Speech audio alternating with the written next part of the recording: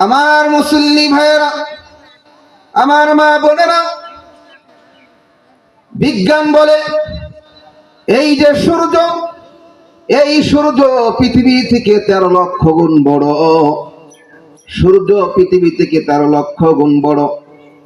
9,30,00,000 mile দূরে সূর্য।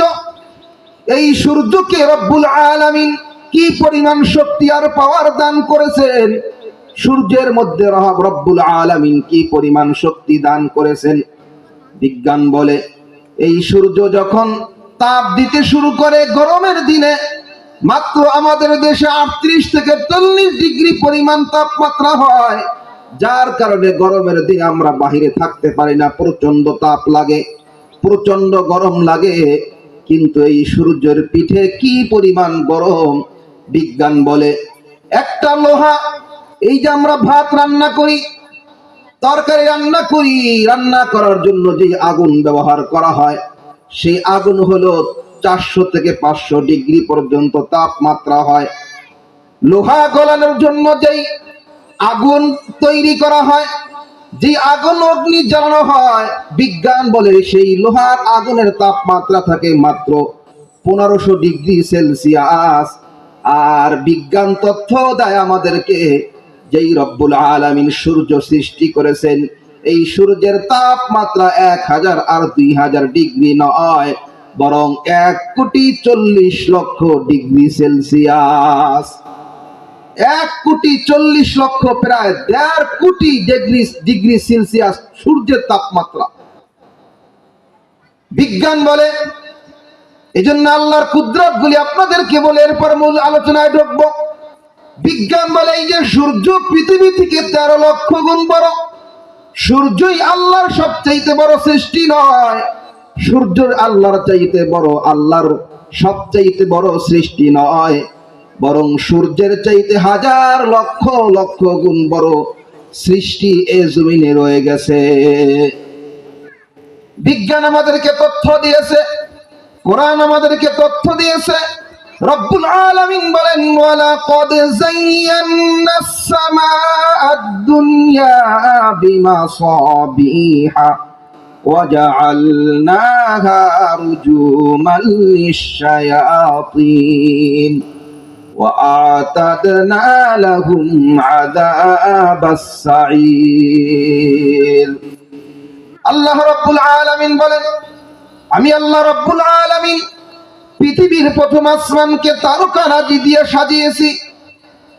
এই যে আমাদের প্রথম আসমান, যে আসমান আমরা দেখতে পাই, সেই আসমানকে আল্লাহ পাক রব্বুল আলামিন তারকারাজি দিয়ে সাজিয়েছেন।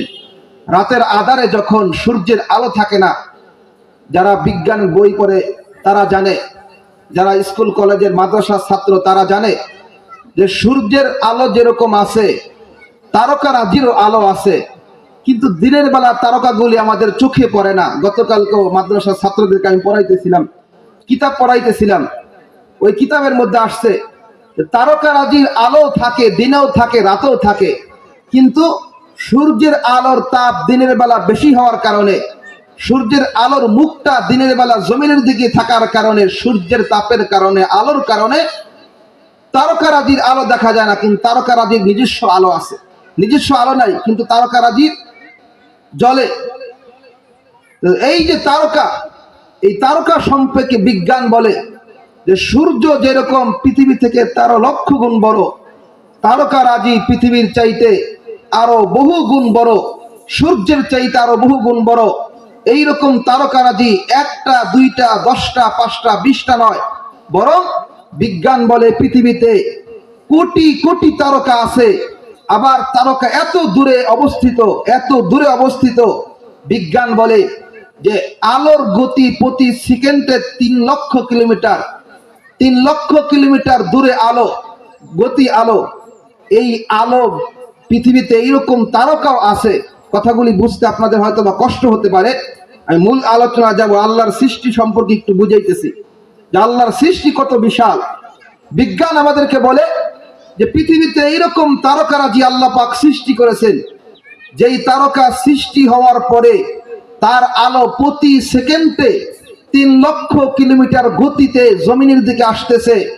কিন্তু এই তারকা জমিন থেকে এত দূরে এত দূরে এত দূরে যে প্রতি সেকেন্ডে 3 লক্ষ কিলোমিটার গতিতে তার আলো জমিনের দিকে আসা সত্ত্বেও সৃষ্টির পর থেকে এমনও তারকা আছে যার আলো আজও পর্যন্ত পৃথিবীতে এসে পৌঁছে নাই। তাহলে তারকা কত দূরে! আল্লাহু আকবার! তারকা কত দূরে! এজন্য আল্লাহ রাব্বুল আলামিন বলেন, ওয়াশ-শামসু তাজরি লিমুস্তাকাররিন লাহা যালিকা তাকদীরুল আজিজিল আলীম। আমার মা বোনেরা, যে কথাটা আমি বোঝাতে চেয়েছিলাম, সূর্য পৃথিবী থেকে 13 লক্ষ গুণ বড়। এক একটা তারকারাজি পৃথিবী থেকে লক্ষ কোটি কোটি গুণ বড়। যদি আল্লাহ রাব্বুল আলামিন আপনাকে আমাকে এই পৃথিবী থেকে 10 গুণের সমান একটা জান্নাত দান করেন, এক একটা তারকার মধ্যে আল্লাহ রাব্বুল আলামিন যেই পরিমাণ জায়গা রেখে দিয়েছেন, 10টা 20টা নয়, হাজারো পৃথিবীর সমান পৃথিবী ওই তারকার সময় জায়গার মধ্যে ঢুকানো যাবে। হাজারো পৃথিবী এক একটা তারকার জায়গার মধ্যে ঢুকানো যাবে। আবার বিজ্ঞান এই তথ্য দিয়েছেন, এই যে তারকা রাজিগুলি গ্যালাক্সি গুচ্ছর মধ্যে, মহা গ্যালাক্সির মধ্যে থাকে। এই গ্যালাক্সিগুলি লক্ষ কোটি কোটি তারকা মিলে একটা গ্যালাক্সি হয়, মহা গ্যালাক্সি হয়।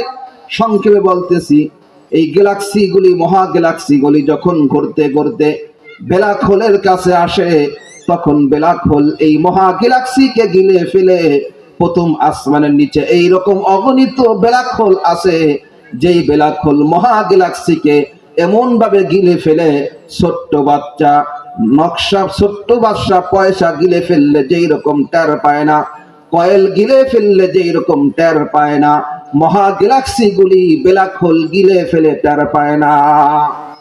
তাহলে মহা গ্যালাক্সি কত বড়, তার চাইতে কত বড় আবার ব্ল্যাক হোল।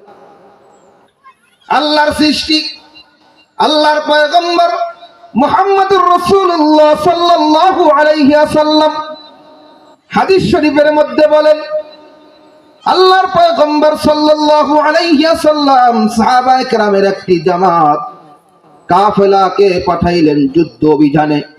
সমুদ্রে পারে কাফেরদের মোকাবেলার জন্য গিয়েছেন। 300 জনের সাহাবীদের একটি কাফেলা সমুদ্রে পারে ছিলেন। কাফেররা সাহাবীদের টের পেয়ে পলায়ে গেছেন। সাহাবীরা চিন্তা করলেন আবার আক্রমণ করতে পারে, কিছুদিন অপেক্ষা করি। এভাবে দীর্ঘদিন পর্যন্ত 15 থেকে 18 দিন পর্যন্ত সাহাবায়ে কেরাম সেখানে ছিলেন। কিন্তু সাহাবীদের হাতে সেই সামান্য খাবার ছিল। আল্লাহ নবীর সাহাবায়ে কেরাম চিন্তা করলেন এবার খাবার কোথায় পাবো, কিন্তু যুদ্ধের ময়দান ছাড়া যাবে না। খাবার খুঁজতেছেন, আল্লাহ রিজিকের মালিক রাজ্জাক, রিজিক খুঁজতে হবে, খাবারও আমাদেরকে তালাশ করতে হবে, যুদ্ধের ময়দানও চালাই যেতে হবে। এজন্য আল্লাহর পয়গম্বরের সাহাবায়ে কেরাম যুদ্ধের অভিযানে আছেন, নদীর পার দিয়ে খুঁজতেছেন খাবার। হঠাৎ করে দেখতে পাইলেন সমুদ্রের পারে একটি মাছ তাজা মরে আছে। আল্লাহর নবীর সাহাবায়ে কেরাম মাছটা নিলেন, এরপরে আগুনে জ্বালিয়ে মাছটা তারা ভক্ষণ করলেন। 300 জনের একটি কাফেলা এমন একটি মাছ তারা পেয়েছিলেন সমুদ্রে পারে। 1 দিন 2 দিন নয়, 300 জনের সাহাবায়ে কেরাম 3 বেলা করে দীর্ঘ 15 দিন পর্যন্ত এই মাছটা তারা ভক্ষণ করেছেন। দীর্ঘ 15 দিন পর্যন্ত একটা মাছ ভক্ষণ করেছেন সাহাবায়ে কেরামের একটি জামাত। এটা বুখারী শরীফের হাদিস। তাহলে আন্দাজ করুন মাছটা কত বড়। এত বড় মাছ যে আল্লাহ সৃষ্টি করেছেন, সে আল্লাহ কত বড়। আল্লাহর পয়গম্বর সাহাবায়ে কেরামদের মাধ্যমে আমাদেরকে জানিয়েছেন, মুসা আলাইহিস সালাম একদিন আল্লাহ রাব্বুল আলামিনের সাথে কথা বলতেছিলেন।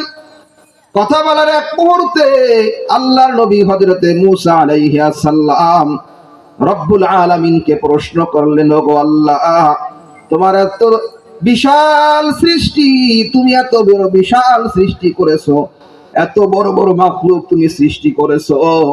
এই যে মাখলুক আছে, এই মাখলুকগুলি যদি সব ঐক্যবদ্ধ হয়ে একবার সিদ্ধান্ত নেয় তোমার বিরুদ্ধে বিদ্রোহ ঘোষণা করবে, ওগো আল্লাহ, তখন তুমি ব্যবস্থা কি নিবা? তোমার এত বড় বড় সৃষ্টি যদি সবাই বিদ্রোহ ঘোষণা করে, যে আল্লাহকে আর মানবো না, বিদ্রোহ ঘোষণা করলাম, তাহলে তুমি তখন কি করবা? মুসা আলাইহিস সালাম আল্লাহকে প্রশ্ন করতেছে। যেমন মাঝে মাঝে আমাদের সরকার, আগের সরকার সব কিছু নিয়ন্ত্রণ নিয়েছিলেন, এরপরও বিদ্রোহ ঘোষণা হয়েছে। জনগণ যখন বিদ্রোহ ঘোষণা করছে তখন তাকে গদি ছাড়তে হয়েছে। তো জনগণকে নিয়ন্ত্রণ করার শক্তি যখন জনগণ খেপে যায় তখন ক্ষমতায় থাকতে পারে না। এখন মুসা আলাইহিস সালামের প্রশ্ন হলো, যদি এই বিশাল সৃষ্টি মাখলুক যদি আপনার বিরুদ্ধে, আল্লাহর বিরুদ্ধে বিদ্রোহ ঘোষণা করে, তাহলে আল্লাহ আপনি কি করবে? আল্লাহ রাব্বুল আলামিন হযরত মুসা আলাইহিস সালামকে ডাক দিয়ে বললেন, হে মুসা, তোমার তো ধারণা নাই, তোমার ধারণা নাই আমি আল্লাহ রাব্বুল আলামিন কত বড় কুদরতওয়ালা, আমি আল্লাহ কত বড় স্রষ্টা, আমি আল্লাহ কত বড় স্রষ্টা। হে মুসা শোনো, আমি আল্লাহ রাব্বুল আলামিন এমন একজন ফেরেশতা সৃষ্টি করে রেখেছি, যদি তাম পৃথিবীর সমস্ত মাখলুক বিদ্রোহ ঘোষণা করে, আমার কুল কায়নাত যত সৃষ্টি আছে সমস্ত সৃষ্টিকে যদি ওই ফেরেশতা চায় এক লোকমায় গিলে ফেলবে, দ্বিতীয় লোকমার প্রয়োজন হবে না, দ্বিতীয় লোকমার প্রয়োজন হবে না। এত বড় ফেরেশতা আমি সৃষ্টি করেছি। وسع كرسيه السماوات والأرض ولا يؤوده حفظهما وهو العلي العظيم। আল্লাহর কোরআন বলে আয়াতুল কুরসির অংশ, রব্বুল আলামিন বলেন আমার আরশ আযীম, আমার চেয়ার, যেই চেয়ারে আমি বসে আছি, আল্লাহ যেই চেয়ারে সমাসীন আছেন, সেই চেয়ারটা কত বড় রব্বুল আলামিন কোরআনের মধ্যে বলেন, কোনো সন্দেহ করা যাবে না, সন্দেহ করলে ঈমান থাকবে না। কোরআনের আয়াত, ওয়াসিআ কুরসিয়্যুহুস সামাওয়াতি ওয়াল আরদ, আমার চেয়ার, আমার কুরসি এত বিশাল, গোটা আসমান জমিনকে আমার কুরসি পরিবেষ্টন করে নিয়েছে। গোটা আসমান জমিন জুড়ে আছে আমার চেয়ার, আল্লাহর চেয়ার। তাহলে আল্লাহর কুরসি কত বড়! এজন্য আমার মা বোনেরা, আল্লাহর সৃষ্টি এত বড় বিশাল, এত বড় বিশাল আল্লাহর সৃষ্টি, সেই মহান আল্লাহকে চিনতে হবে, সেই মহান আল্লাহর গোলামি করতে হবে। আল্লাহর গোলামি ছেড়ে যদি আমি অন্যদিকে চলে যাই, অন্যদিকে দৌড়াদৌড়ি করি, মানুষের গোলামি করি, মানুষের দাসত্ব করি, মানুষের সেবা যত্ন করি, মানুষের গোলামি করি, তাহলে কিয়ামতের ময়দানে রব্বুল আলামিন পাকড়াও করবেন। কেন আপনি আল্লাহর গোলামি করবেন না? আল্লাহ তো আপনাকে আল্লাহর গোলামির জন্যই সৃষ্টি করেছেন। ওমা খলাকাতুল জিন্না ওয়াল ইনসা ইল্লা লিয়াবুদুন।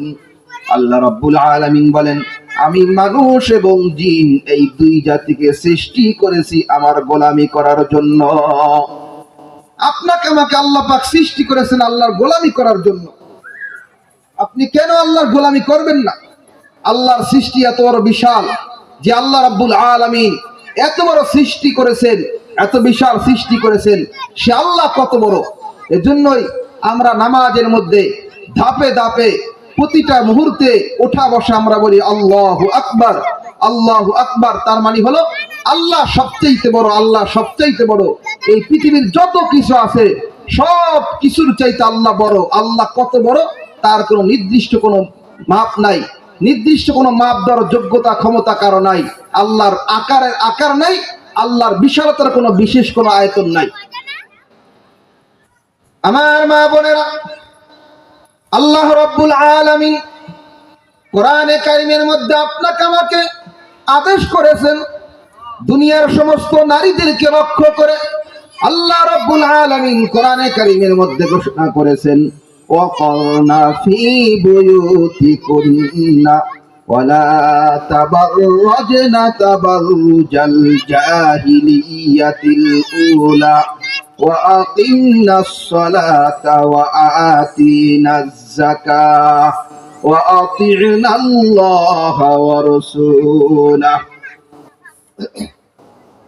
খেয়াল করবেন, যেহেতু আপনারা এখানে আলোচনা শোনার জন্য, দিনই কিছু আলোচনা শুনে বাড়িতে নেবেন এই নিয়ত করে আসছেন, যদি অন্য কোনো নিয়ত থাকে, নিয়ত এখনই পরিশুদ্ধ করে নেন। যেখানে আসছি যতক্ষণ আলোচনা শুনবো, কিছু আলোচনা শুনে আমল করব, এই নিয়তে আসছেন এবং নিয়ত করে নেন। আপনাদের উদ্দেশ্যেই দুই একটি কথা বলি, যেহেতু আপনাদের জন্য বিশেষ একটি বিধান সবচেয়ে বেশি গুরুত্বপূর্ণ। সেই বিধানটার নাম হলো পর্দা। পর্দা বিধান আপনাদের জন্য ফরজ। পুরুষের জন্য পর্দা আছে, মহিলার জন্য পর্দা আছে। মহিলার জন্য কিছু শর্ত আছে, পুরুষের জন্য কিছু শর্ত আছে। আল্লাহ পাক রব্বুল আলামিন বলেছেন। এজন্য আপনাদের মূল আলোচনার দিকে আমি যাইতেছি। আমি আপনাদের আলোচনা করে আমার আলোচনা শেষ করব। যেহেতু আপনারা আসছেন, আশা রাখি আপনারা আলোচনাগুলি শুনে কোট করে, যদি সম্ভব হয় লিখে কোট করে এরপর রেখে দিবেন। এই অনুযায়ী যদি আপনারা চলতে পারেন, আশা করি জীবনে আর আপনারা বিফল হবেন না, সফল হবেন। এই জগতে সফল হবেন, পরকালীন জগতে সফল হবেন। এই জন্য আপনাদেরকে সামনে নিয়ে আজকে আমি 10টি বিষয় আপনাদের সামনে তুলে ধরব। 10টি বিধান, পর্দার 10টি বিধান সম্পর্কে আলোচনা করব। এরপরে আমি আমার আলোচনা শেষ করব। ওমা তাওফীকি ইল্লা বিল্লাহ। আল্লাহ রাব্বুল আলামিন বলেন, وقرن في بيوتكن ولا تبرجن تبرج الجاهلية الأولى وأقمنا الصلاة وآتينا الزكاة وأطعنا الله ورسوله। আল্লাহ রাব্বুল আলামিন বলেন, ও দুনিয়ার নারীরা, ও দুনিয়ার মহিলারা, দুনিয়ার মা বোনদেরকে লক্ষ্য করে আল্লাহ রাব্বুল আলামিন বলেন, ওয়াকরনা ফি বুয়ুতিকুন্না, তোমরা তোমাদের ঘরে অবস্থান করো, তোমরা তোমাদের বাড়িতে অবস্থান করো। এর মানে এটা নয় আপনি আপনার ঘর থেকে কখনো বের হতে পারবেন না।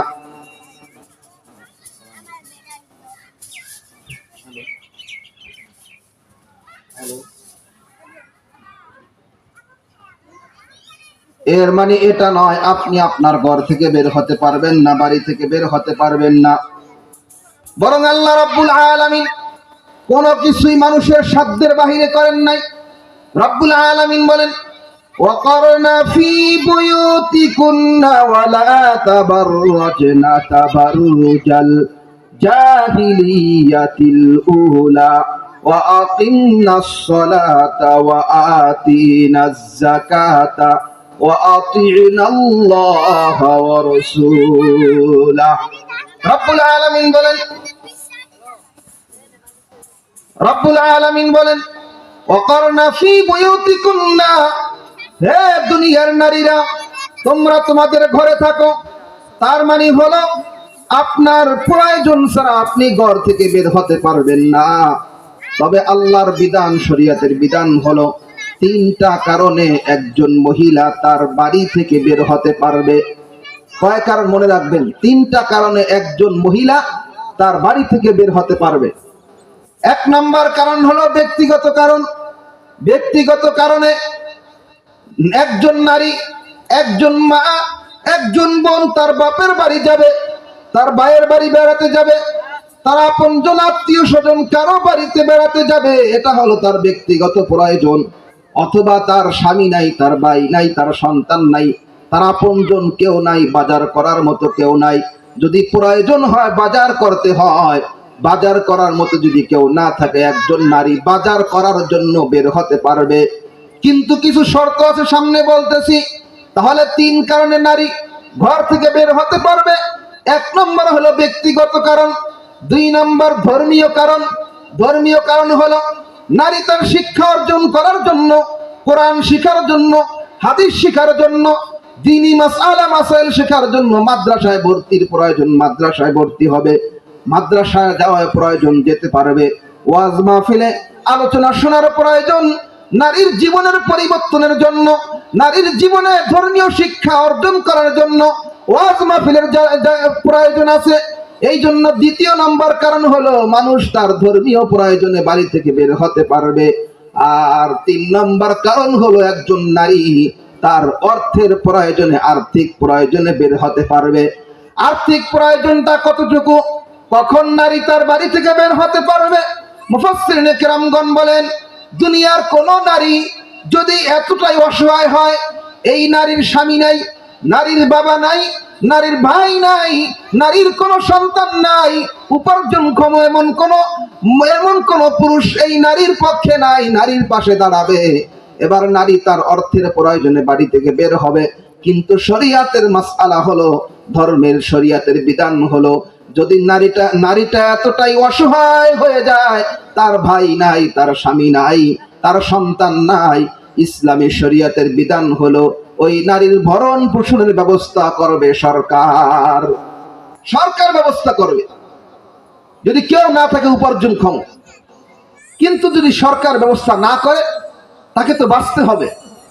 সরকার ব্যবস্থা করতেছে না, তাহলে তাকে বাঁচতে হবে। তো এখন তার আর্থিক প্রয়োজন, এই অর্থের প্রয়োজনে নারী চাকুরি করবে, নারী ব্যবসা বাণিজ্য করবে, নারী সব কিছু করবে, বাহিরে যেতে পারবে নারী।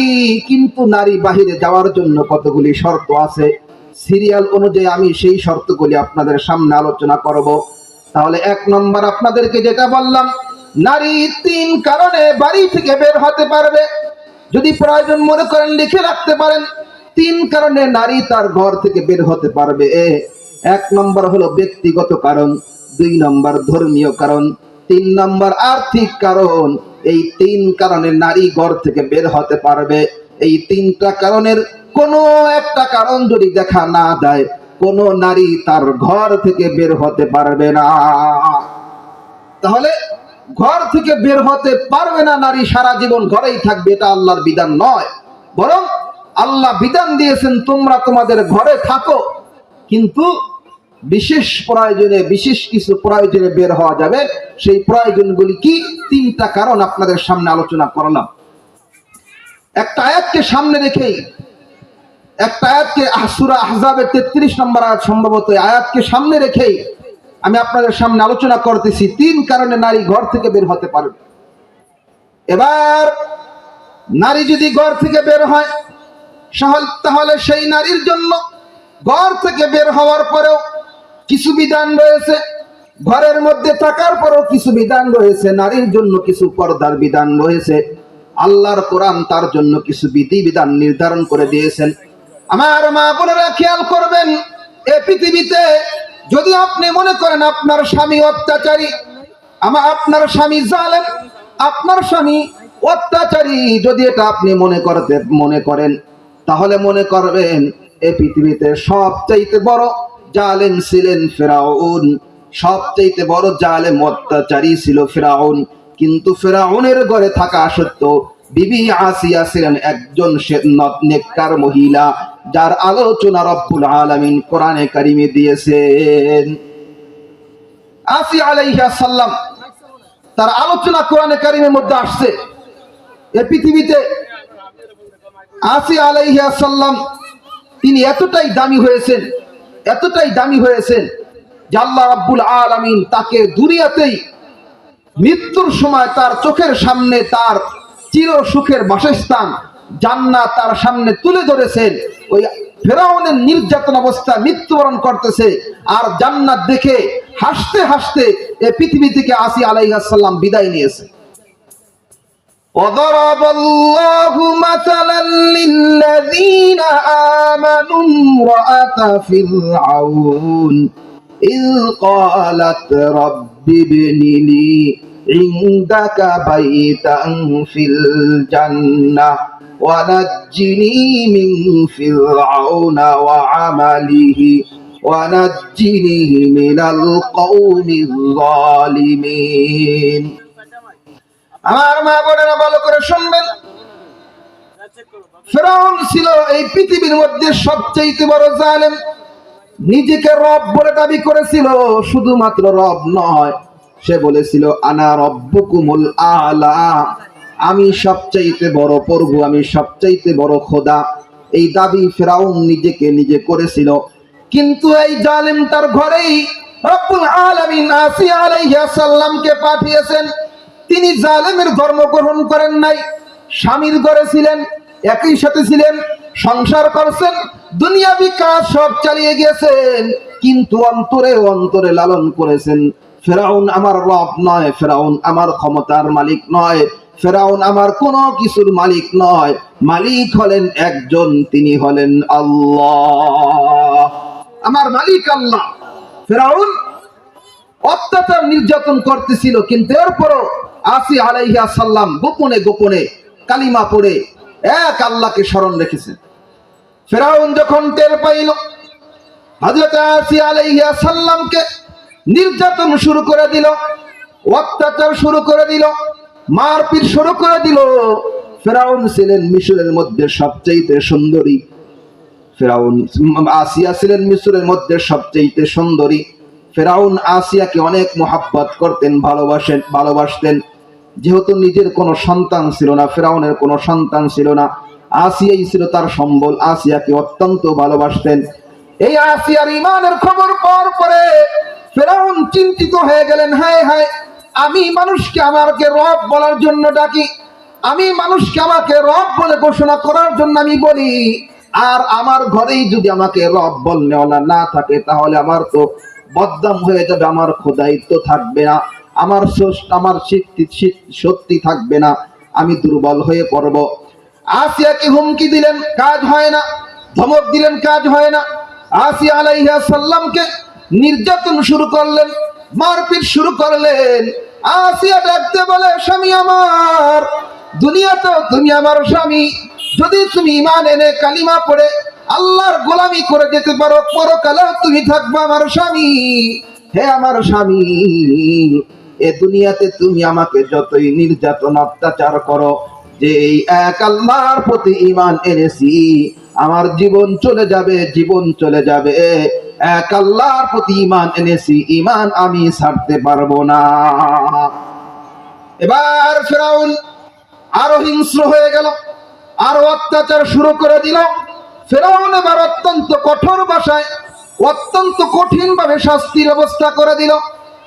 জল্লাদকে ডাকলো, আসিয়াকে নিয়ে যাও রাজ দরবারের লোকজনের সামনে, আসিয়াকে তার কাপড়গুলি খুলে উলঙ্গ করে দাও, বিবস্ত্র করে দাও, সমস্ত মানুষের সামনে উলঙ্গ। এই উলঙ্গতা আসিয়া সহ্য করতে পারবে না, এই নির্লজ্জতা আসিয়া সহ্য করতে পারবে না, আসিয়া তার ধর্ম থেকে ফিরে আসবে। আসিয়া ফেরাউনকে ডাক দিয়া বলে, ফেরাউন, তুমি আমাকে যতই ভয় দেখাও আর যতই নির্যাতন করো, যেই কালিমা আমি গ্রহণ করেছি, এই কালিমা আমি কোনোদিন ছাড়ব না। যে কালিমা গ্রহণ করেছি, এই কালিমা আমি কোনোদিন ছাড়ব না। আমি আপনাদের কিন্তু 3টা সবকের কথা বলছি, এটা মনে রাখবেন। আরো 7টা সবক এখনো বাকি আছে, আমি বলবো ইনশাআল্লাহ। ফেরাউন এবার বলতেছে জল্লাদদেরকে, যদি উলঙ্গ করার পরও সে কালিমা না ছাড়ে, ঈমান না ছাড়ে, তাহলে আমার দ্বিতীয় নির্দেশ হলো, আসিয়াকে জীবিত অবস্থায় তার চামড়াগুলি খসতে শুরু করো, চামড়াগুলি উঠাতে শুরু করো। হযরত আসিয়া আলাইহিস সালামের জীবিত অবস্থায় চামড়াগুলি তুলতেছে। আসিয়া আলাইহিস সালাম চিৎকার করতেছে, ধাপ পাইতেছে, যন্ত্রণার কারণে হাহাকার করতে আসার বারবার মালিককে ডাক দিয়ে বলতেছেন, ওগো আল্লাহ, তোমার পথে থাকার কারণে, কালিমা গ্রহণ করার কারণে, ঈমান গ্রহণ করার কারণে ফেরাউন আজকে আমাকে এই পরিমাণ নির্যাতন করেছে। ওগো আল্লাহ, দুনিয়াতে শাস্তি ভোগ করতে পারি, দুনিয়াতে অত্যাচার ভোগ করতে পারি, দুনিয়াতে যত শাস্তির প্রয়োজন সব শাস্তি তুমি আমাকে দাও, কিন্তু মালিক, তুমি আমাকে পরকালে শাস্তি দিও না, কবরে আমাকে শাস্তি দিও না, হাসরের ময়দানে আমাকে শাস্তি দিও না। ওগো মালিক, জাহান্নামে আমাকে তুমি নিক্ষেপ করো না। ওগো আল্লাহ, তুমি আমাকে কবরে শাস্তি দিও না। আসিয়া আলাইহিস সালাম আল্লাহর কাছে দোয়া করতেছেন, আর আল্লাহকে ডেকে ডেকে বলতেছেন, ওগো আল্লাহ, এ দুনিয়ার কষ্ট আমার কাছে কষ্ট নয়, যদি তুমি আমার উপর রাজি আর খুশি থাকো। স্বামী যদি আপনার উপর নির্যাতন করে, অত্যাচারও করে, আবার কিছু স্বামী আছে, আসলে এখানে তো পুরুষরা বেশি নাই, তারপর অনেকে শুনতেছে, এই জন্য বলি, কিছু স্বামী আছে নিজের স্ত্রীকে মনে করে দাস, গোলাম, কাজের মানুষ, নিজে এমন স্বামী আছে ভাদাইম্মার মতো সারাদিন ঘুরে ঘুমায়, ঘোরাফেরা করে, চায়ের আড্ডায় সময় নষ্ট করে, আর স্ত্রীকে দিয়ে বাড়ির কাজ, ঘরের কাজ, ক্ষেত খামারের কাজ, বাহিরের কাজ সব স্ত্রী দিয়ে করায়, স্ত্রী থেকে কামাই করে খায়। এরকম স্বামীও আছে। এই স্বামীর চাইতে জালেম স্বামী, এই স্বামীর চাইতে অত্যাচারী স্বামী আর হতে পারে না। তোমাকে স্বামী হতে কে বলেছে? বিবাহ করতে কে বলেছে তোমাকে? তুমি যদি একজন স্ত্রীর ভরণ পোষণ দিতে না পারো, ভরণ পোষণের ক্ষমতা না রাখো, তোমার জন্য বিবাহ করাই বৈধ নয়। তুমি একজন স্বামী নামের কলঙ্ক, তুমি কাপুরুষ। তুমি পুরুষ হয়ে কিভাবে একজন মহিলাকে কাজের জন্য পাঠাও? ঢাকার শহরে আমরা থাকি, অহরহ এরকম দেখতে পাই। স্বামী বাদাইম্মার মতো ঘরে, আর স্ত্রী দিয়া গার্মেন্টসের কাজ করায়, বাসা বাড়িতে বুয়ার কাজ করায়। ও দুনিয়ার পুরুষেরা, মনে রাখবেন, এ পৃথিবীতে প্রতিটা বাবাই তার মেয়ে সন্তানকে, কন্যা সন্তানকে অনেকটাই বেশি ভালোবাসেন। বাবা তার সন্তানের মধ্যে, ছেলে আর মেয়ের মধ্যে, মেয়ে সন্তানকেই বাবা বেশি ভালোবাসেন। বাবা তার মেয়ে আর সন্তানের মাঝে, ছেলে আর মেয়ের মাঝে মেয়েকেই বেশি ভালোবাসেন। এটাই দুনিয়ার স্বাভাবিক নিয়ম। মারা ছেলে সন্তানকে বেশি ভালোবাসেন, আর বাবারা মেয়ে সন্তানকে বেশি ভালোবাসেন। এটাই আমরা স্বাভাবিক দেখতে পাই। এই পৃথিবীতে এইরকম বহু বাবা আছেন, যদি চান তার আল্লাহর বিধান, বিবাহের বিধান যদি না থাকতো, তাহলে একজন মেয়েকে সারা জীবন তার কাছে আদর সোহাগ দিয়ে রেখে দিত, অন্য কারো ঘরে যেতে দিত না। বহু বাবা আছেন নিজের সন্তানকে সারা জীবন তার কাছে রাখতো, অন্য জায়গায় বিবাহ দিত না যদি আল্লাহর বিধান না থাকে। শুধুমাত্র আল্লাহ রাব্বুল আলামিনের একটা বিধান, বিবাহ দিতে হবে, স্বামীর সংসার করাতে হবে। এজন্য বাবাগুলি তার আদরের সন্তানকে লক্ষ লক্ষ টাকা খরচ করে আপনার বাড়িতে পাঠায়। যেই সন্তানটা, যেই মেয়েটা ছোট্ট থেকে ভূমিষ্ঠ হওয়ার পর থেকে বাবা মার স্নেহ নিয়ে দীর্ঘদিন পর্যন্ত বাবার বাড়িতে থাকলো, শুধুমাত্র মুখের একটা কথায়, কালিমা কথায়, একটা কবুল কথায় যেই মেয়েটা আপনার বাড়িতে আসলো, আপনি কতটা নৃশংস আর কতটা কাপুরুষ হলে সেই মেয়েটাকে আপনি আপনার বাড়িতে এনে নির্যাতন করতে পারেন? আপনার চাইতে কাপুরুষ এ জগতে হতে পারে না। এজন্য পুরুষ যদি কোনো নারীকে, কোনো তার স্ত্রীকে অপ্রয়োজনে অত্যাচার করে, নির্যাতন করে, কিয়ামতের ময়দানে জালিমদের কাতারে সে শামিল হবে।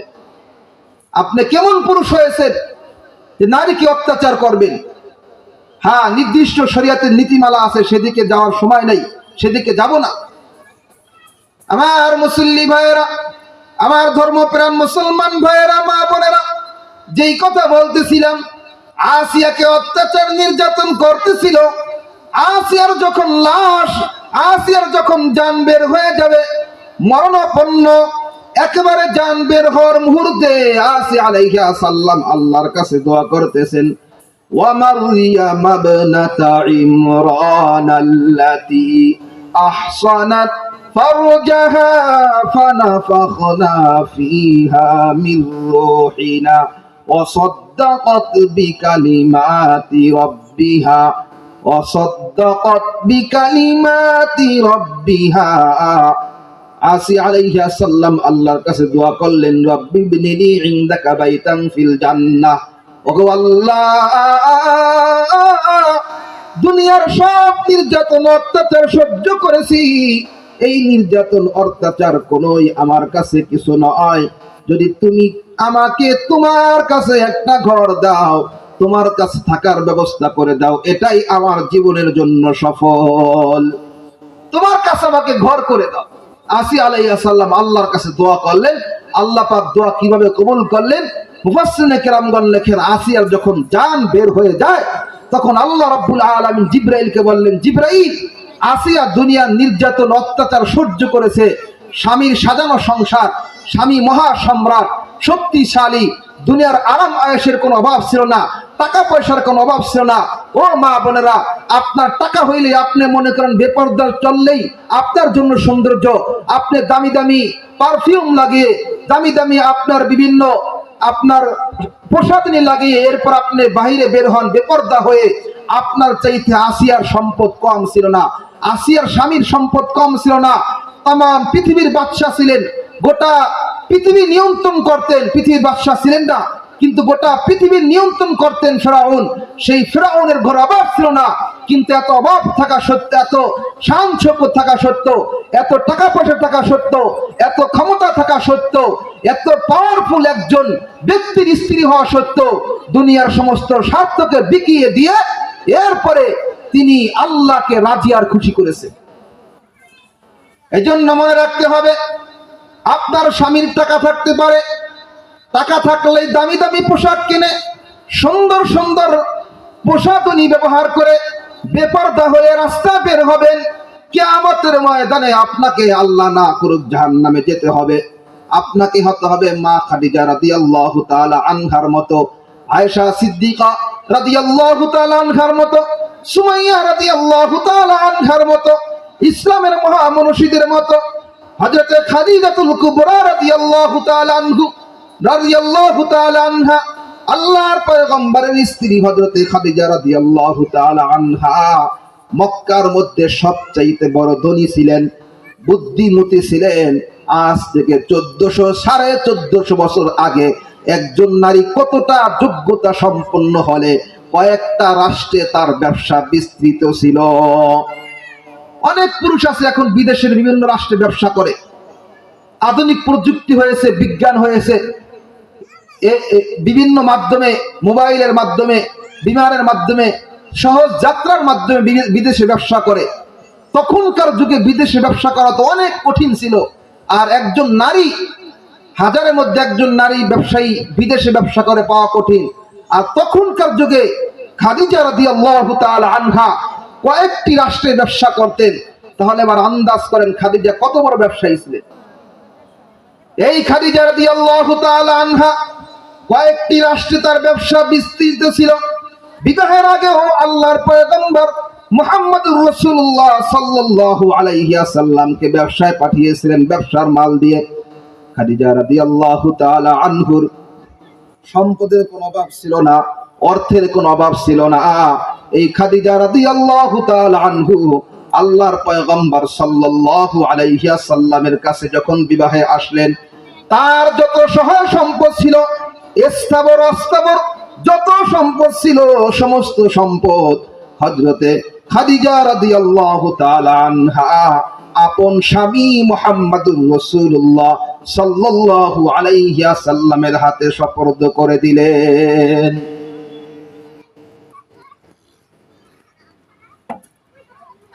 যত সম্পদ ছিল সব সম্পদ আল্লাহর পয়গম্বরের পায়ে এনে দিলেন। ইয়া রাসূলুল্লাহ, আমি আপনার স্ত্রী, আপনি আমার স্বামী, আমি আপনাকে আজকে আমার জীবনের যত সম্পদ আছে সমস্ত সম্পদের মালিক আপনাকে বানিয়ে দিলাম। আপনি আমার সম্পদের মালিক, আপনি আমার সম্পদ যেভাবে খরচ করতে মনে চায় সেভাবে খরচ করবেন। স্বামীর যা ছিল নিজের সব কিছু দিয়ে দিলেন। আর শেষ সময় এমন অবস্থা হয়েছিল যে আল্লাহর পয়গম্বরের ঘরে কোনোদিন আগুন জ্বলে তো কোনোদিন আগুন জ্বলে না, এক বেলা খাবার জোটে তো আর এক বেলা খাবার জোটে না। এত সম্পদ পাওয়ার পর আল্লাহ রসুল আল্লাহর রাস্তায় সমস্ত সম্পদ বিলিয়ে দিয়েছেন, সমস্ত সম্পদ দান করে দিয়েছেন, কিন্তু কোনোদিন স্বামীকে খোঁটা দেন নাই। আমার সম্পদ কোথায় গেল, আমি এখন না খায়া মরি কেন, না খায়া কষ্ট করি না কেন। অনেক মা বোন এমন আছেন সমাজে পাওয়া যায়, স্বামীর বাড়িতে কিছু আনলে বাপের বাড়ি থেকে বাপে তার মেয়েকে আদর করে বাপের সম্পদ থেকে কিছু দিলে মাঝে মাঝেই স্বামীর সাথে সেই সম্পদ নিয়ে খোঁটা দেয়, সেই ফার্নিচার নিয়ে খোঁটা দেয়, সেই জিনিস নিয়ে খোঁটা দেয়। খবরদার মা আর বোন, আপনার স্বামীকে কখনো খোঁটা দিবেন না, আঘাত দিবেন না। যেদিন আপনি তাকে স্বামী হিসেবে গ্রহণ করেছেন সেদিন সে আপনি দুজন আপনারা পরস্পর একজন আরেকজনের জন্য উপকারক, পরপারক, আপনার এক আরেকজনের জন্য হয়ে গেছেন। কাজেই একজন আরেকজনের পরিপূরক হয়ে গেছেন। কাজেই আপনি তাকে খোঁটা দিবেন না, সে যদি আপনাকে খোঁটাও দেয় আপনি তাকে খোঁটা দিবেন না। আমার ভাইয়েরা, আমার মা বোনেরা, আলোচনা শেষের দিকে চলে যাব। এবার আপনাদের কাছে বলতে চাই, 3টা সবক দিয়েছিলাম, 3টা কারণে একজন নারী তার ঘর থেকে বের হতে পারবে। জানি না আপনাদের কার কারণ মুখস্থ আছে 3টা সবক। এক নম্বর হলো ব্যক্তিগত কারণে একজন নারী তার ঘর থেকে বের হতে পারবে। দুই নম্বর ধর্মীয় কারণে তার ঘর থেকে বের হতে পারবে। তিন নম্বর নারী তার আর্থিক কারণে ঘর থেকে বের হতে পারবে। এইগুলি ব্যাখ্যা দিয়েছি, সামনে যাব না। এবার একজন নারী যদি ঘরের মধ্যে থাকে, তাকে তিনটা বিধান মানতে হবে, শরীয়তের তিনটা মাসআলা মানতে হবে। তাহলে আগে বললাম তিনটা, এখন হলো তিনটা। তিন আর তিন কত? 6। 3 আর 3 6। আগে তিনটা বলছি, এখন তিনটা। এই তিনটা কি কি? এক নম্বর বিধান হলো একজন নারী তার ঘর থেকে ঘরের মধ্যে থাকবে। ঘরের মধ্যে থাকা সত্ত্বেও নারীকে তিনটা বিধান পালন করতে হবে। এক নম্বর বিধান হলো এই নারীর কাছে যদি কোনো পরপুরুষ আসতে চায়, নারীর পর্দার প্রয়োজন আছে। ঘরের মধ্যে থাকলে পর্দার প্রয়োজন নাই। ঘরের মধ্যে থাকলেই নারী ঘরের মধ্যেই থাকবে, স্বামীর সাথে পর্দার প্রয়োজন নাই। যদি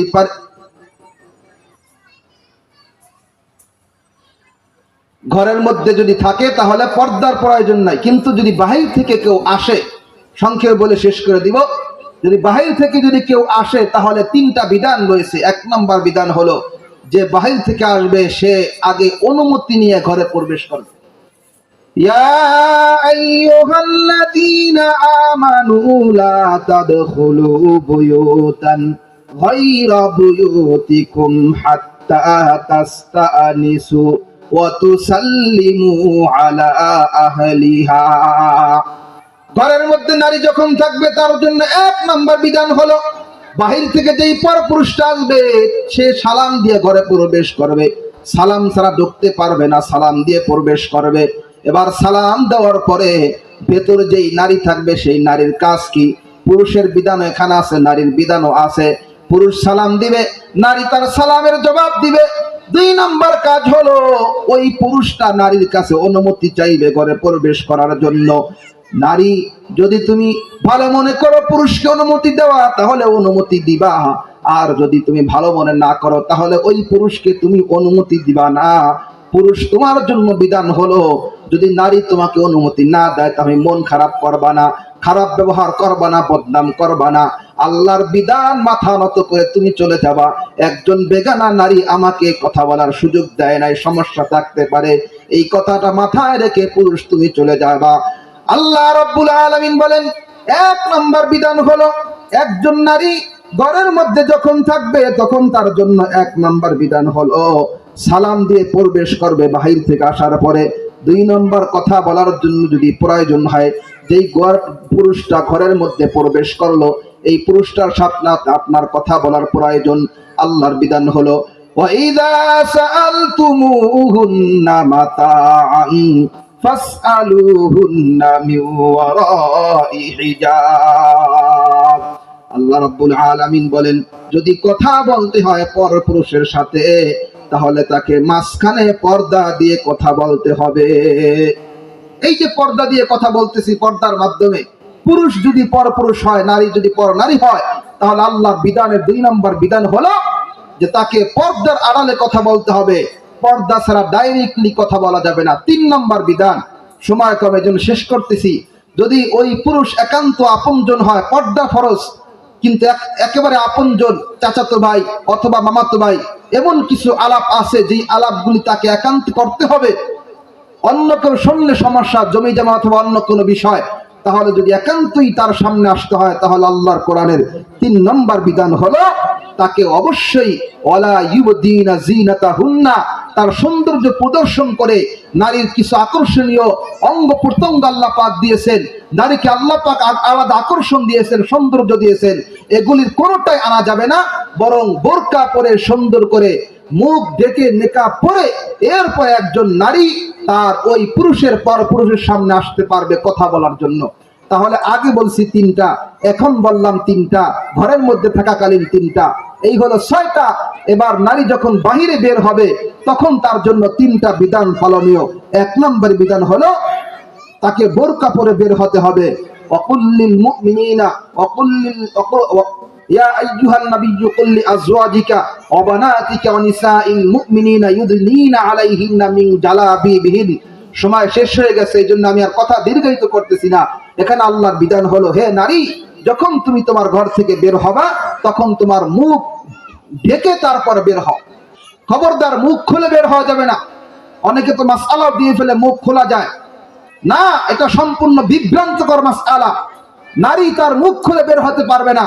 একজন নারীকে বিবাহের জন্য যখন তাকে স্বামীর পক্ষ অথবা ছেলে পক্ষ আসে তখন তার চেহারা দেখে চয়েস করে। দূর থেকে একজন মানুষ ছবিতে যদি দেখে তার চেহারা দেখে তাকে চেনে, যেই চেহারাই নারীর সৌন্দর্যের মূল পয়েন্ট, সেই চেহারাই যদি প্রদর্শন করা হয়, চেহারায় যদি খোলার সুযোগ থাকে, তাহলে পর্দার বিধানের কি প্রয়োজন? এই জন্য এই সমস্ত বিভ্রান্তকর কথা শোনা যাবে না। যারা এই সমস্ত কথা বলে তারা বিভ্রান্ত ছড়ায়। নারী বাহিরে বের হতে হলে কোনোদিনও নেকাব খোলা যাবে না, মুখ খোলা যাবে না। অনেক নারী বোরকা পরে কিন্তু মুখ খুলে বের হয়, খবরদার মুখ খোলা যাবে না। তাহলে 1 নম্বর বিধান, বোরকা পরে বের হতে হবে। 2 নম্বর বিধান, নারী তার দৃষ্টিকে নত করে রাস্তায় চলবে। আর 3 নম্বর বিধান হলো, নারী যখন ঘর থেকে বের হবে রাস্তা দিয়ে চলবে, হেলে দুলে এরকমের বিভিন্ন অঙ্গ ভঙ্গি করে বিভিন্ন আওয়াজ করে বের হবে না। ওয়ালা ইয়াযলিবিনা বিআরজুলিহিন্না লিয়ুলামা মা ইউখফিনা জিনাতাহুন। কোরআনে আয়াত আছে, দলিল আছে, সময় নাই এজন্য বলতে পারতেছি না। আল্লাহ পাক রব্বুল আলামিন বিধান করে দিয়েছেন নারী রাস্তায় চলার ক্ষেত্রেও তার পর্দা পালন করবে। তাহলে নারী যখন থাকবে, নারীর জন্য প্রথম 3টা সবক হলো 3 কারণে নারী ঘর থেকে বের হতে পারবে। ব্যক্তিগত কারণ, ধর্মীয় কারণ, এরপরে 3 নম্বর হলো আর্থিক কারণ। এরপরে আর 3টি কারণে 3টি বিধান ঘরের মধ্যে পালন করবে। 1 নম্বর বিধান হলো ঘরের বাহির থেকে কেউ আসলে সালাম দিয়ে আসবে। 2 নম্বর হলো সালাম দিয়ে আসার পরে যদি সে তার সাথে কথা বলতে চায়, পর্দা দিয়ে কথা বলবে। 3 নম্বর বিধান হলো যদি পর্দা দেওয়া সম্ভব না হয়, একান্ত প্রয়োজন, তাহলে বোরকা পরে তার সামনে আসবে। এই হলো 3টা। আগে গেল 3টা, 6টা, আর বাহিরে গেলে আরো 3টা। অর্থাৎ নারী যখন বাহিরে যাবে বোরকা পরে বাহিরে যাবে। 2 নম্বর, নারী যখন রাস্তায় চলবে দৃষ্টি নত করে চলবে। 3 নম্বর, নারী রাস্তায় চলবে হেলে দুলে চলবে না, স্বাভাবিকভাবে সুন্দরভাবে চলবে। এই হলো মোট 9টা। আর 10 নম্বর হলো নারী তার নিজের কণ্ঠের আওয়াজের পর্দা করবে, কণ্ঠের আওয়াজকেও নিয়ন্ত্রণ করবে। তার কণ্ঠের মধ্যে আল্লাহ পাক রব্বুল আলামিন বিশেষ আকর্ষণ দিয়েছেন। এই 10টা বিধান যদি কোনো মা পালন করতে পারে, কোন নারী পালন করতে পারে, আল্লাহর কসম করে বলতে পারি ওই নারী থেকেই আল্লামা ফজলুল করিম রহমাতুল্লাহি আলাই পীর সাহেব চরমনার মতো জগৎ বিখ্যাত বুজুর্গ তৈরি হবে। শামসুল হক ফরিদপুরের মতো জগৎ বিখ্যাত বুজুর্গ তৈরি হবে। হাফিজি হুজুরের মতো জগৎ বিখ্যাত, রেজাউল করিম ফয়জুল করিমের মতো জগৎ বিখ্যাত ওলি কামেল তৈরি হবে। যদি আপনি আপনার সন্তান ওলি কামেল বানাতে চান, বুজুর্গ বানাতে চান, তাহলে আপনাকে অবশ্যই এই 10টা বিধান পালন করতে হবে।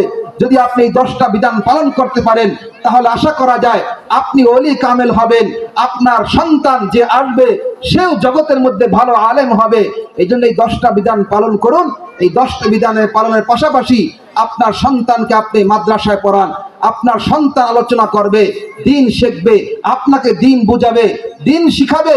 আশা করা যায় আপনিও আল্লাহর ওলি হতে। ইয়াহদিল্লাহু ফালা মুদিল্লা লাহু ওয়া মান ইউদ্লিলহু ফালা হাদিয়া লাহু। ونشهد أن لا إله إلا الله وحده لا شريك له ونشهد أن سيدنا وسندنا وحبيبنا ومولانا محمدا عبده ورسوله أرسله بالحق بشيرا ونذيرا وداعيا إلى الله بإذنه وسراجا منيرا. أما بعد فقد قال الله سبحانه وتعالى في كلامه المجيد أعوذ بالله من الشيطان الرجيم بسم الله الرحمن الرحيم وقرن في بيوتكن ولا تبرجن تبرج الجاهلية الأولى وأقمنا الصلاة وآتينا الزكاة وأطعنا الله ورسوله.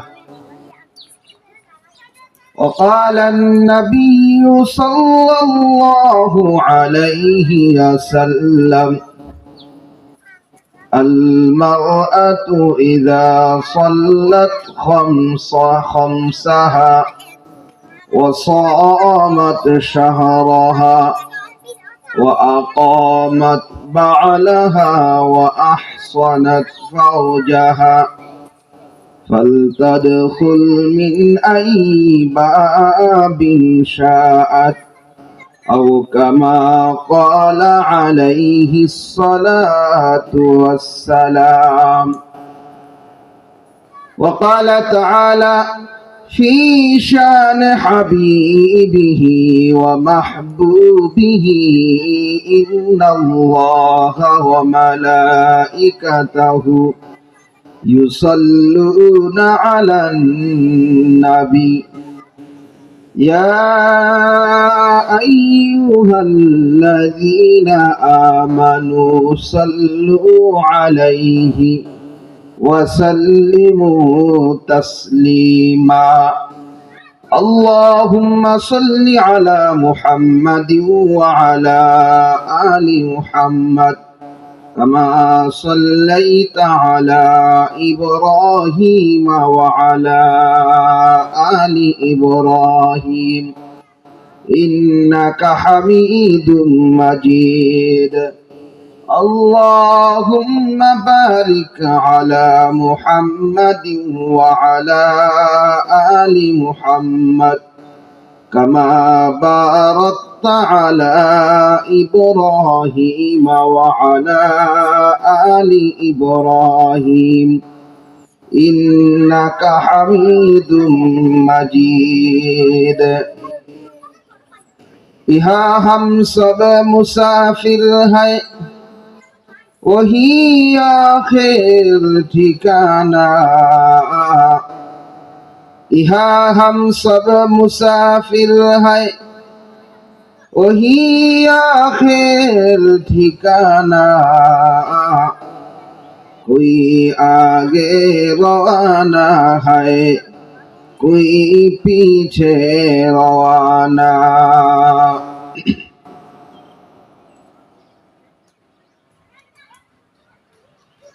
पूर्व मासुआखाली तस्लिमा बेगम नुरानी एकाडेमी माद्रासार उद्योगे आजकेर এই पवित्र जलसा उपस्थित सम्मानित मेहमान बृंद महान आल्लाह ताआलार दरबारे लाखो कोटी शुक्रिया जानाई जे आल्लाह रब्बुल आलामीन आमादेरके आजकेर এই पवित्र मजलिसे आसार बसार किछु समय देवार तौफिक दान करेছেন। সেই মহান আল্লাহ রব্বুল আলামিনের দরবারে তার নিয়ামতের শুকরিয়া হিসাবে সকলেই পড়ে নেই আলহামদুলিল্লাহ। মুহতারাম হাজিরিন, পর্দার আড়ালে মা বোনেরা, যেহেতু মা বোনদের নিয়েই বিশেষভাবে আলোচনা এখন, সেজন্য আমি আপনাদের সামনে কোরআনে কারীম থেকে পর্দা সম্পৃক্ত একটি আলোচনা, পর্দার সাথে সংশ্লিষ্ট একটি আয়াত আপনাদের সামনে তেলাওয়াত করেছি। রাসূলের অগণিত হাদিস থেকে মা বোনদের সম্পর্কে, মহিলাদের সম্পর্কে আল্লাহর রাসূল সুন্দর একটি বাণী উচ্চারণ করেছেন।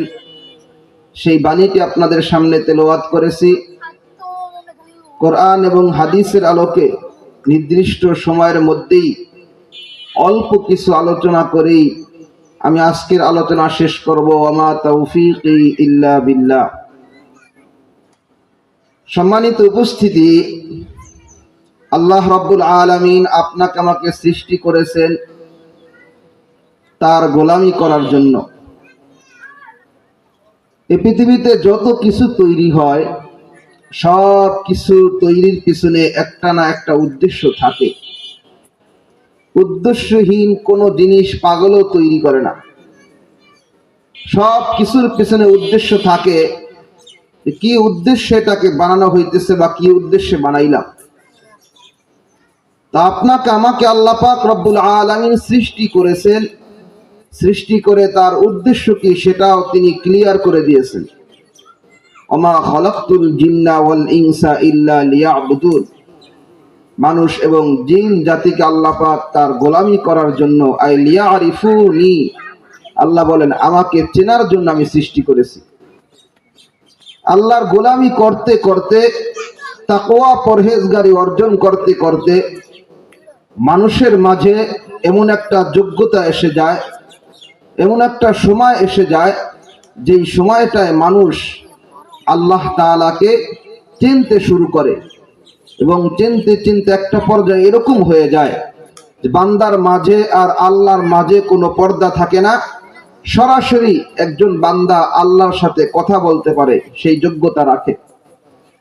তা আমরা যদি আল্লাহর গোলামি করতে পারি, গোলামি আল্লাহর বিধান অনুযায়ী করতে পারি, আল্লাহ যেই বিধান দিয়ে আপনাকে আমাকে দুনিয়াতে পাঠিয়েছেন সেই বিধান অনুযায়ী যদি নিজেদের জীবনকে চালাতে পারি, আল্লাহ চাহেন তো আশা করা যায় আমরা ইনশাআল্লাহ সেই মাকামে, সেই মর্যাদায় আমরা ইনশাআল্লাহ পৌঁছতে পারব। সম্মানিত হাজিরিন, আল্লাহ রাসূল সাল্লাল্লাহু আলাইহি ওয়াসাল্লাম এক মজলিসে বয়ান করতেছিলেন। মজলিসে বয়ান করতেছিলেন, সাহাবায়ে কেরামের সংখ্যা অনেক ছিল। মদিনায় তখন দুর্ভিক্ষ চলতেছিল। দূর দেশ থেকে ত্রাণ সামগ্রী আসছে মদিনায়। এই সংবাদ যখন ছড়িয়ে পড়ছে, এই সংবাদ যখন জানাজানি হয়েছে, তখন রাসূলের বয়ান থেকে উঠে কিছু মানুষ, কিছু সাহাবী অভাবের কারণে দৌড়াইয়া ত্রাণ সামগ্রী গ্রহণ করার জন্য তারা সেখানে চলে গেছে। অল্প কিছু সংখ্যক সাহাবায়ে কেরাম আল্লাহর রাসূলের আলোচনা শুনতেছিলেন। এমন সময় জিবরাইল আমিন আসছেন। জিবরাইল আমিন এসে বললেন, ইয়া রাসূলুল্লাহ, আপনি গণনা করুন আপনার সামনে কয়জন সাহাবী বসে আছে। গণনা করে দেখা গেল মাত্র 10 জন সাহাবী আল্লাহর রাসূলের মজলিসে বসা। আল্লাহর রাসূলকে জিবরাইল আমিন বলতেছেন, ইয়া রাসূলুল্লাহ, দুর্ভিক্ষ চলছে, অভাব চলছে, পেটে খাবার নাই। মানুষগুলি যখন খাবারের তাড়নায়, ক্ষুধার তাড়নায় যখন একেবারে কাতর, সেই মুহূর্তে মানুষগুলি খাবারের জন্য দৌড়াইতেছে। আর এই মুহূর্তেও আল্লাহর রাসূলের কথা শোনার জন্য, কোরআন হাদিসের কথা শোনার জন্য আল্লাহর কিছু বান্দা আপনার বয়ান শোনার জন্য বসে আছে।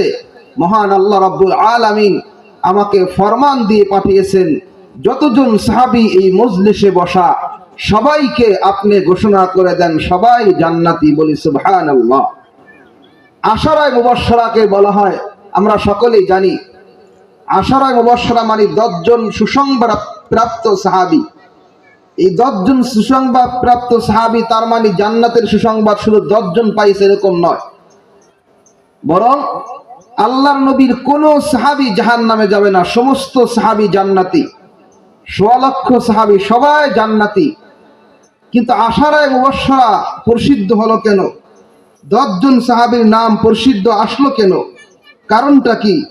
এর কারণ হলো ওই যে মজলিস, যেই মজলিসে ক্ষুধা দুর্ভিক্ষ থাকা সত্ত্বেও দ্বীনের আলোচনা শোনার জন্য, রাসূলের কোরআনের হাদিসের আলোচনা শোনার জন্য যেই মানুষগুলি ক্ষুধার কথা ভুলে গেছে, প্রয়োজনের কথা ভুলে গেছে, দ্বীনি আলোচনা শোনার জন্য পাগল হয়ে গেছে, ওই মানুষগুলিকে আল্লাহ পাক রব্বুল আলামিন এতটাই পছন্দ করেছেন, ওই মজলিসেই আল্লাহর পক্ষ থেকে জিবরাইলকে পাঠিয়ে দিয়ে তাদের জন্য জান্নাতের ঘোষণা করে দিয়েছে। এজন্য সংখ্যায় কতজন আসি বা সংখ্যায় কতজন আসলো সেটা দেখার বিষয় নয়, বরং আপনার এই সংখ্যায় হয়তোবা কিয়ামতের ময়দানে আল্লাহ তাআলার কাছে মাকবুল হয়ে যাবে, কবুল হয়ে যাবে। আল্লাহ তাআলা হয়তোবা এই ছোট্ট সংখ্যাটাই কিয়ামতের ময়দানে নাজাতের উসিলা বানাবেন। এজন্য আমরা যারাই আসি আলোচনা মনোযোগ দিয়ে শুনবো, যারা এখনো আসতে পারি নাই আসতেছি, তাড়াতাড়ি চলে আসবো। যারা আসার নিয়ত করেছি তারাও তাড়াতাড়ি চলে আসি। এই মজলিস আগামীকালকে থাকবে না, হয়তোবা দুই একটা কথায় আপনার জীবনের পরিবর্তন হয়ে যেতে পারে। এজন্য আমরা তাড়াতাড়ি চলে আসি। সম্মানিত হাজিরিন, আল্লাহ পাক রব্বুল আলামিন আপনাকে আমাকে সৃষ্টি করেছেন। আল্লাহ পাক রব্বুল আলামিন এমন এক মহান স্রষ্টা, এমন এক মহান মালিক যে আল্লাহ রব্বুল আলামিন আপনাকে আমাকে বলেছেন যে কোনো বান্দা যদি গোলামি করে আমার সন্তুষ্টি অর্জন করতে পারে,